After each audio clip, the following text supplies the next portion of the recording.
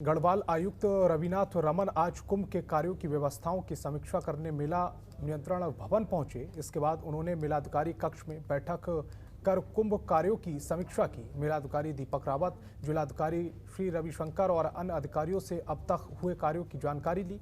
गढ़वाल मंडल आयुक्त ने सेक्टरवार मजिस्ट्रेट की तैनाती, बिजली पानी की व्यवस्था सुचारू रूप से नियोजित करने के निर्देश दिए। उन्होंने भीड़ नियंत्रण, अव्यवस्थापना, विकास, आंतरिक सड़कों के निर्माण, साफ सफाई और सुरक्षा का विशेष बल दिया। इस दौरान उन्होंने कहा कि मुख्यमंत्री के निर्देश के क्रम में अखाड़े, खासकर बैरागी अखाड़ों के लिए जमीन आवंटन और उसमें मूलभूत सुविधाओं को देना हमारी प्राथमिकता है। ऐसे में 31 मार्च तक हर हाल में सभी कार्य पूरे होने चाहिए।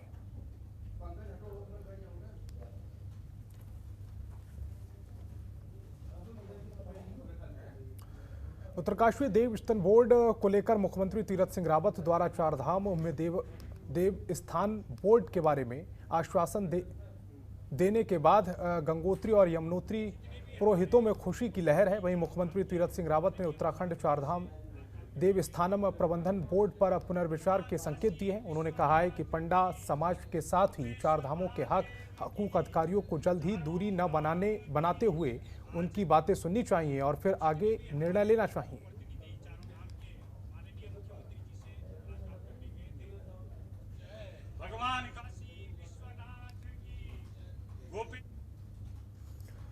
खबर चमोली से है, जहां चमोली जिला मुख्यालय में आशा कार्यकर्ताओं ने अपनी विभिन्न मांगों को लेकर जिलाधिकारी को ज्ञापन सौंपा।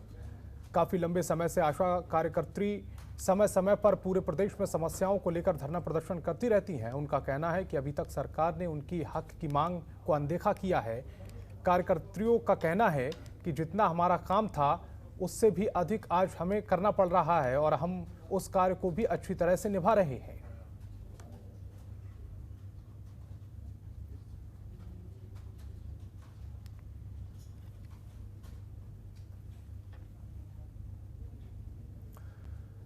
पौड़ी में केंद्र सरकार द्वारा सरकारी बैंकों के निजीकरण के विरोध में बैंक कर्मचारियों 2 दिवसीय हड़ताल पर रहे, जिसका असर पौड़ी समेत पौड़ी के आसपास के ग्रामीण इलाकों में भी देखने को मिल रहा है। वहीं हड़ताल को देखते हुए आज और कल बैंक बंद रहेंगे। आपको बता दें कि बैंकों के बाहर खाताधारकों के आने का सिलसिला जारी है, लेकिन बैंक से पैसा न निकाल पाने के कारण खातेदारों को मायूस लौटना पड़ रहा है। बैंकों में कार्य न होने की वजह से एटीएम के बाहर लंबी कतारें देखने को मिल रही। वहीं निजीकरण के विरोध में अब सीटू संगठन ने भी बैंक समर्थन में आकर आंदोलन की चेतावनी दी है। संगठन के नेता देवानंद नौटियाल ने बताया कि जिस तरह से केंद्र सरकार द्वारा तमाम सरकारी विभागों का निजीकरण हो रहा है वो देश हित में नहीं है।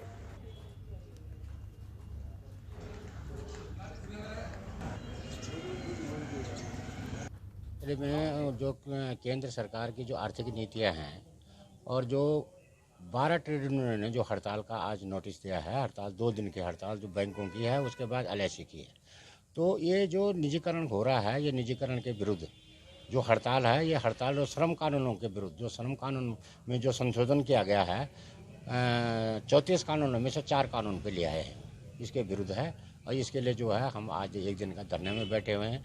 जैसे ICDS है, मिड डे मील है और स्वास्थ्य है, तमाम चीज़ों का निजीकरण किया जा रहा है। इसके खिलाफ हम राजधानी देहरादून में धरना प्रदर्शन का दौर जारी है। आज सरकारी बैंकों के कई कर्मचारी हड़ताल पर रहे, जो कि कल तक जारी रहेगी। आपको बता दें कि हाल में केंद्र सरकार ने सभी बैंकों को मर्ज किया है, जिसका विरोध होने लगा है। समदर्शी बर्थवाल की माने तो केंद्र सरकार को अपना फैसला वापस लेना चाहिए, नहीं तो सभी बैंक कर्मचारी अनिश्चितकाल के लिए हड़ताल पर चले जाएंगे।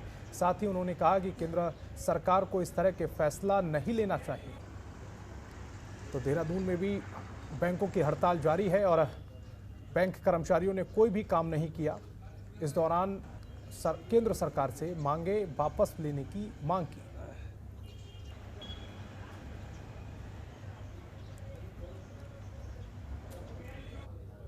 खबर चमोली से है, जहां आज सरकारी बैंकों के कर्मचारी हड़ताल पर रहे, जो कि कल तक रहेगी। इसका असर चमोली जिले में भी देखने को मिला। यहां पर बैंकों में सन्नाटा देखने को मिला। आपको बता दें कि हाल में केंद्र सरकार ने सभी बैंकों को मर्ज किया, जिसका विरोध होने लगा है। केंद्र सरकार को अपना फैसला वापस लेना चाहिए, नहीं तो सभी बैंक कर्मचारी अनिश्चितकाल के लिए हड़ताल पर चले जाएंगे। साथ ही उन्होंने कहा कि केंद्र सरकार को इस तरह के फैसले नहीं लेने चाहिए।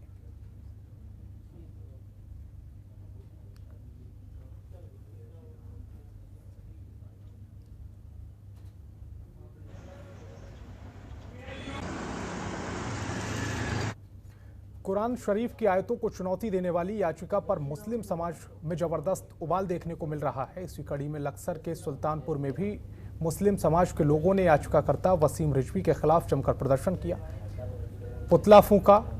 आपको बता दें कि 2 दिन पहले उत्तर प्रदेश के शिया वक्फ बोर्ड के पूर्व अध्यक्ष वसीम रिजवी द्वारा एक जनहित याचिका सुप्रीम कोर्ट में दायर की गई, जिसमें कहा गया कि 26 आयतों को हटाए जाने की मांग की गई, जिसको लेकर अब मुस्लिम समाज के लोगों ने वसीम रिजवी के खिलाफ मोर्चा खोल दिया है।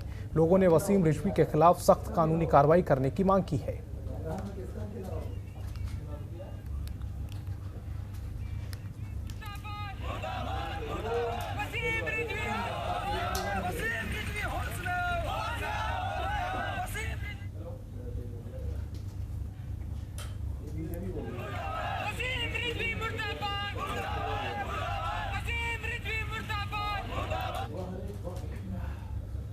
लक्सर के महाराजपुर गांव के लोग नरक के समान जीवन जीने को मजबूर हैं। गांव के मुख्य रास्तों की बात की जाए तो लंबे समय से जल भराव की समस्या बनी हुई है। गांव की आबादी करीब 2000 से अधिक है।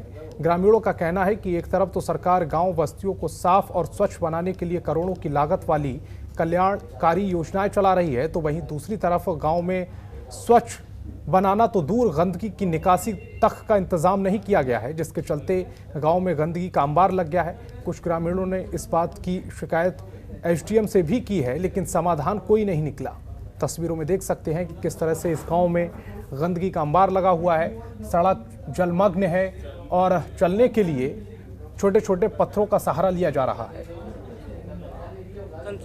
ये उम्मीद चाहते हैं कि प्रशासन यहाँ मौके पर आए और इस समस्या का समाधान, जिस प्रकार हमारे यहाँ इस पूरी तहसील में एक ग्राम महाराजपुर कला में सबसे बड़ा तालाब है, उस तालाब में ये पानी जाए और उन सड़कों को जहाँ ऊंचा किया गया है उन सड़कों को नीचा किया जाए और इस सड़क को ऊंचा उठाया जाए। ये कहना चाहूँगा 3-4 साल से वो प्रधान 3-4 बार आएगा, इस टाइम पे आएगा, उन्होंने कुछ करा नहीं, देख कर चले गए।